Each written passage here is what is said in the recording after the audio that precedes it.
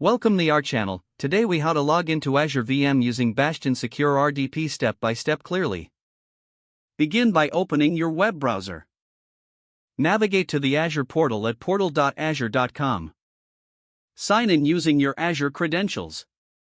Once logged in, locate the Virtual Machines option in the left-hand menu. Click on Virtual Machines to see a list of your existing VMs. Identify the virtual machine you wish to access. Make sure your VM has Azure Bastion enabled. If it is not enabled, you will need to set it up before proceeding. Select the virtual machine by clicking on its name. In the VM Overview panel, look for the Connect option at the top of the page. Click on the Connect button, and a drop-down menu will appear. Choose the Bastion option from the menu. This will take you to the Bastion connection settings. You will see fields for the username and password. Enter the credentials for your Windows server on the VM. Double-check the username and the password for accuracy.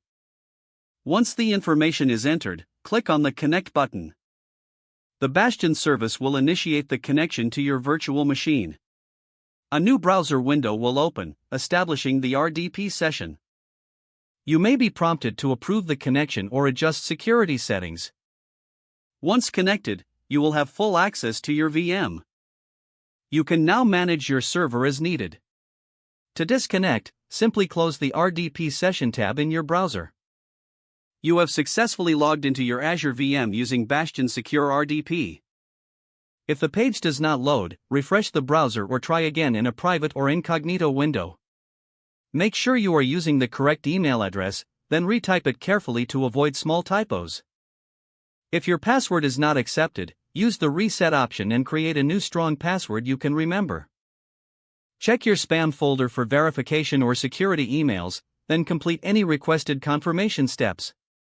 Don't forget to like this video and subscribe to our channel for more step-by-step tech guides.